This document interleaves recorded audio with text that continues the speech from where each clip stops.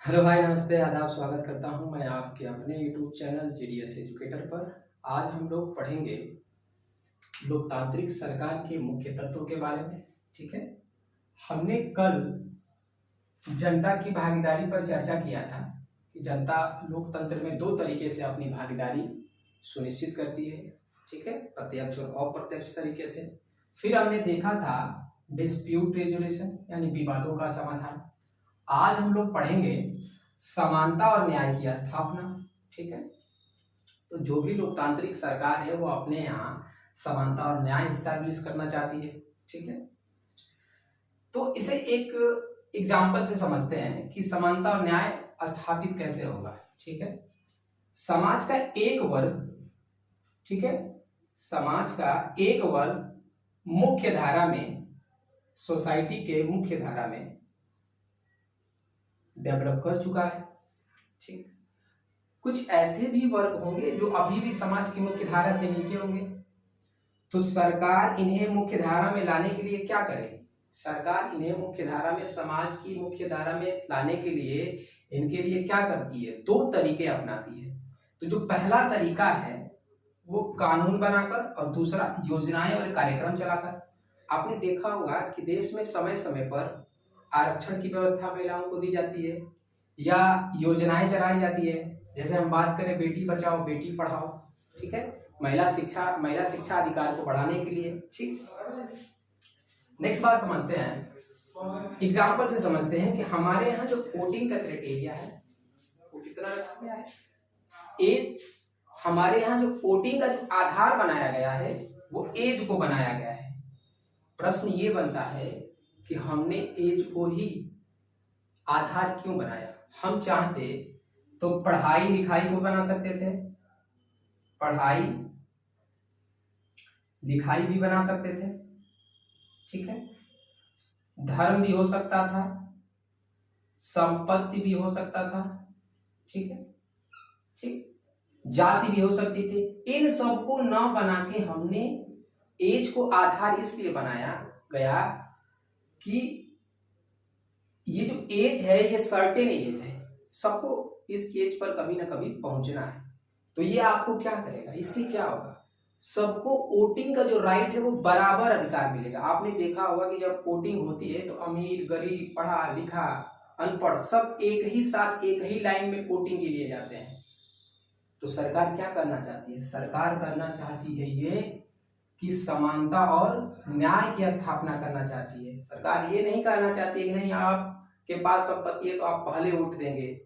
ठीक है, आप अब भारत में आपकी मेजोरिटी ज्यादा है तो आप पहले देंगे, नहीं, इस तरीके से नहीं। तो सरकार क्या करना चाहती है? सबके लिए समान अधिकार देना चाहती है, इसीलिए एज को आधार बनाया गया। ठीक, इस बात को और कैसे समझें? और हम इसे कह सकते हैं adult, universal adult franchise. Adult यानी यूनिवर्सल एडल्ट फ्रेंचाइज क्या होता है? ठीक है, यानी कि सार्वभौमिक वयस्क मताधिकार, यानी सबको क्या समान अधिकार मिले। किसमें? वोटिंग में। वोटिंग में सबको क्या मिले? समान अधिकार मिले। ठीक, क्योंकि एज कितना रखा गया है? 18 रखा गया है। ठीक, नेक्स्ट यूनिवर्सल सफरेज। ये क्या होता है यूनिवर्सल सफरेज? तो सफरेज का मतलब होता है, सफरेज का मीनिंग क्या होता है? सफरेज का मतलब होता है राइट टू वोट, यानी वोट का अधिकार, वोट का अधिकार। ठीक है, सफरेज जो वर्ड है इस शब्द की उत्पत्ति महिला मताधिकार आंदोलन से हुई। क्योंकि पहले हमारे यहाँ जब हमारा देश आजाद नहीं हुआ था तो महिलाओं को वोटिंग राइट्स नहीं था। ठीक है, लेकिन जब हम लोग हमारे यहाँ संविधान जब पारित हुआ तो उसी समय भारतीय संविधान में क्या है? सभी को वोट का राइट मिला। और भी जो कंट्री है, जैसे हम देखें यहाँ, हम अगर यहाँ देखें right to vote for women, जिन्होंने महिलाओं ने समय समय पर क्या किया? आंदोलन किया अपने वोटिंग राइट के लिए। जैसे अमेरिका ने 1920 में अपने यहाँ महिलाओं को वोटिंग राइट दिया। ठीक उसी तरह ब्रिटेन ने भी कब दिया? ब्रिटेन ने 1928 में महिलाओं को वोटिंग राइट दिया। ठीक, हम अपने यहाँ बात करते हैं कि जब हमारा संविधान पारित हुआ था तो यह आयु 21 वर्ष रखी गई थी। ठीक है, और 1989 में 61वां संविधान संशोधन वोट देने कि आयु को घटाकर 21 से 18 कर दिया गया। ठीक है,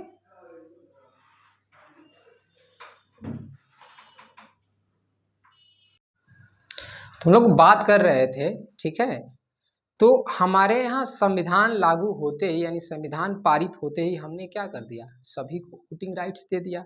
क्योंकि हमने देखा कि जगह जगह पर महिलाएं अपने वोटिंग राइट्स के लिए क्या कर रही थी। आपने अलग देशों में देखा, ब्रिटेन में, अमेरिका में, वहाँ पे महिलाएं क्या कर रही थी, वोटिंग राइट के लिए आंदोलन कर रही थी। तो हम क्या करना चाहते हैं, हम करना चाहते थे समानता और न्याय की स्थापना, और न्याय की स्थापना। तो संविधान पारित होते ही सभी को क्या मिल गया, वोटिंग राइट मिल गया। ठीक, अब अगली बात समझते हैं, आर्टिकल 17। आर्टिकल 17 यानी कि अस्पृश्यता का अंत, एबोल्यूशन ऑफ अनटचेबिलिटी। ठीक है, किसी के साथ जातिगत आधार पर भेदभाव या छुआछूत नहीं होता।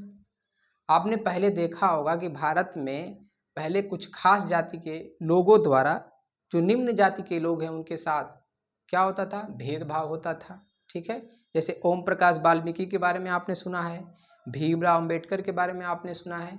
ठीक है, तो सरकार ने इसको कानून तो बना ही बनाया, भारतीय संविधान के मूल अधिकार में भी ये जोड़ दिया कि अगर आप किसी के साथ उसके जाति, उसके धर्म के आधार पर क्या करते हैं, भेदभाव करते हैं, उसके जाति के आधार पर भेदभाव करते हैं, तो ACSC यानी SC/ST एक्ट 1889 के तहत क्या माना जाएगा, अपराध का प्रावधान है कि अगर आप किसी के साथ इस आधार पर क्या करते हैं, जातिगत भेदभाव करते हैं, तो अपराध माना जाएगा। ठीक है, सरकार ने फिर योजनाएं चलाई, और योजनाएं क्या है, ठीक है, कि बेटी बचाओ बेटी पढ़ाओ योजना 2014 में हरियाणा राज्य के पानीपत से आरंभ हुआ। ठीक है भाई, हम क्या करना चाहते हैं, हम समानता और न्याय स्थापित करना चाहते हैं। तो हमने अभी पढ़ा कि जो समाज के मुख्य धारा से नीचे के लोग हैं, अब उसमें महिलाएं आ जाएं या और भी वर्ग आ जाएं, तो सरकार क्या करेगी, सरकार उनको मुख्य धारा में लाने के लिए योजनाएं चलाएगी, कार्यक्रम चलाएगी, रिजर्वेशन की व्यवस्था करेगी। तो हरियाणा में आपने देखा होगा कि वहाँ पे फीमेल फेटिसाइड्स होता था। ठीक है, यानी भ्रूण हत्या। तो वहाँ पे चला एक कार्यक्रम बेटी बचाओ बेटी पढ़ाओ योजना 2014, हरियाणा राज्य के पानीपत से आरंभ हुआ। ये क्या था, महिला शिक्षा को बढ़ाने के लिए। जब आप भ्रूण में ही बच्चियों को मार दे रहे हैं, तो मान लीजिए कि महिला शिक्षा की बात आप कैसे करेंगे, महिला जो होंगी वो शिक्षा में आगे कैसे जाएंगी। ठीक है, तो फीमेल फेटिसाइड को क्या किया गया, बंद किया गया, उसके लिए कानून बनाया गया। नेक्स्ट बात करते हैं, 1994 में तमिलनाडु से दोपहर भोजन योजना का आरंभ हुआ। 95 में तमिलनाडु से दोपहर भोजन योजना प्रारंभ हुआ। ठीक है, होता ये था कि जो ऐसे कुछ बच्चे थे जिनके पास क्या था, आवश्यकताओं की कमी थी, कम जागरूक थे, ठीक है, गरीबी थी, इन वजह से क्या हो रहा था, स्कूल का जो रेट था, नामांकन रेट था, वो कम हो रहा था, भोजन की समस्या थी। तो सरकार ने उनके लिए क्या किया, सरकार ने 1995 में तमिलनाडु से दोपहर भोजन योजना प्रारंभ किया, जिसे हम और क्या कहते हैं, मिड डे मील। बाद में इसका नाम बदलकर PM पोषण योजना कर दिया गया, यानी प्रधानमंत्री पोषण योजना।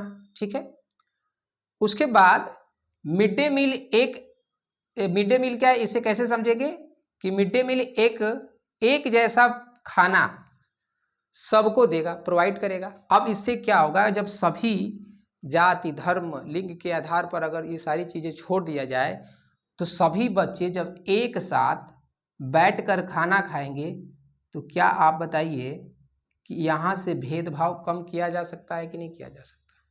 तो एक तरीके से क्या हो रहा है, समानता और न्याय की स्थापना हो रही है, यानी सरकार क्या कर रही है, समानता भी स्थापित कर रही है, जो बच्चों का नामांकन रेट कम है उसे भी बढ़ा रही है। ठीक, यानी जातिगत पूर्वाग्रह क्या होगा, कम होगा। अगला बात करते हैं कि सुप्रीम कोर्ट ने यानी PM मिड डे मील योजना को सुप्रीम कोर्ट ने 2001 में यह निर्णय दिया कि मिड डे मील योजना को 6 माह के भीतर देश के पूरे सभी जगहों पर क्या कर दिया जाए, लागू कर दिया जाए। ठीक, नेक्स्ट समझते हैं। बी आर अम्बेडकर, इनका जन्म 1891 में हुआ था। बी आर अम्बेडकर के बारे में हम समझेंगे कि बी आर अम्बेडकर एक स्टेशन से कहीं जा रहे थे, ठीक है, वहाँ कुछ नए कपड़े वगैरह अच्छे तरीके से कपड़े पहने थे, तो स्टेशन मास्टर उनके पास आया, ठीक है, और उनसे बातचीत किया। जब स्टेशन मास्टर को पता चला कि बी आर अम्बेडकर एक निम्न जाति के हैं, तो उनसे दूरी बनाने लगा। यानी उनके साथ क्या हो रहा था, उनके साथ जाति के आधार पर भेदभाव हो रहा था। ठीक है, तो बी आर अम्बेडकर, इनका जन्म कहाँ हुआ था? इनका जन्म 1891 ईस्वी में महार नामक एक अस्पृश्य जाति में हुआ था, एक छोटे जाति में हुआ था। इनकी पढ़ाई सैनिक स्कूल से हुई, ठीक है।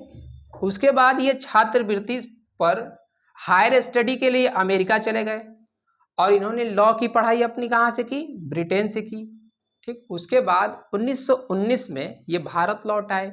इसके बाद इन्होंने क्या किया, 1970 मंदिर प्रवेश मूवमेंट भी चलाए थे, ठीक है, कि मंदिरों में क्या है, मंदिर में सभी को भगवान की पूजा पाठ करने के लिए सबको अधिकार दिया जाए, ताकि, क्योंकि पहले नहीं था ऐसा, तो इन्होंने ये भी मूवमेंट चलाया और 1919 में भारत लौट आए, ठीक है।